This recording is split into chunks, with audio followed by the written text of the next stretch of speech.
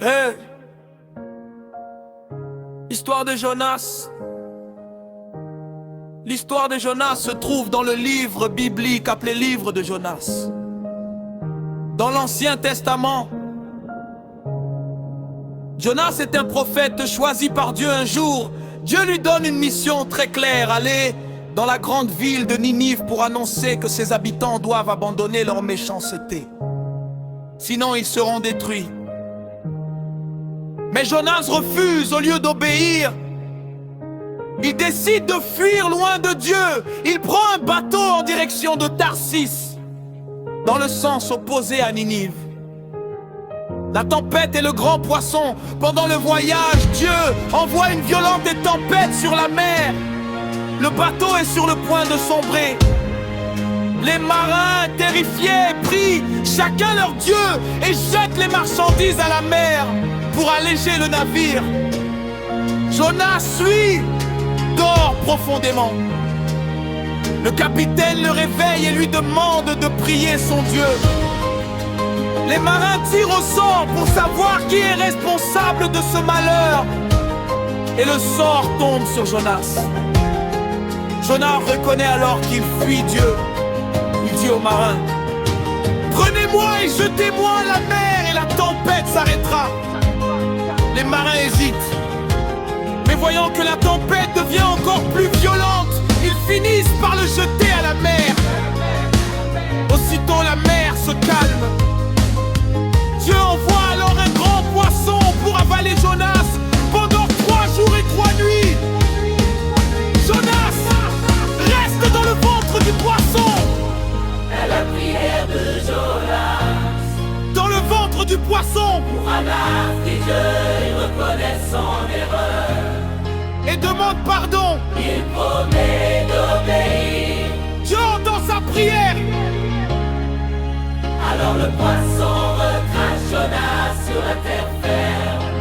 Salade. Jonas à Ninive. Dieu parle de nouveau à Jonas Et lui donne la même mission, aller à Ninive.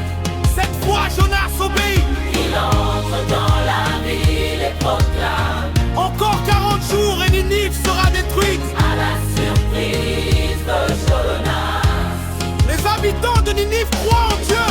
tu n'es pas dit aucune mal. Ils se répètent et jeûnent, prient et changent de comportement. Même le roi se couvre de son et ordonne à qui le peut de se détourner du mal. La colère de Jonas. Dieu voit leur repentance et décide de ne pas détruire Ninive. Mais cela déplaît fortement à Jonas. Il est en colère car il savait que Dieu est miséricordieux et qu'il pardonnerait. Jonas préfère mourir plutôt que de voir Ninive épargnée. Jonas sort de la ville et s'assoit pour voir ce qui va se passer. Dieu fait pousser une plante pour lui donner de l'ombre, ce qui réjouit Jonas. Mais le lendemain, il se fait venir un ver qui détruit la plante. Et un vent chaud accable Jonas. Jonas est de nouveau en colère.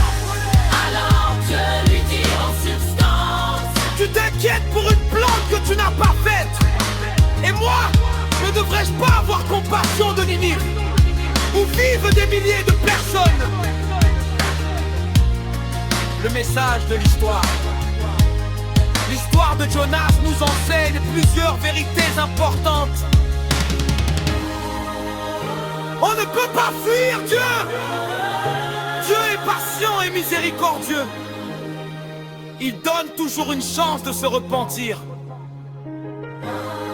Son amour concerne tous les peuples, pas seulement un seul.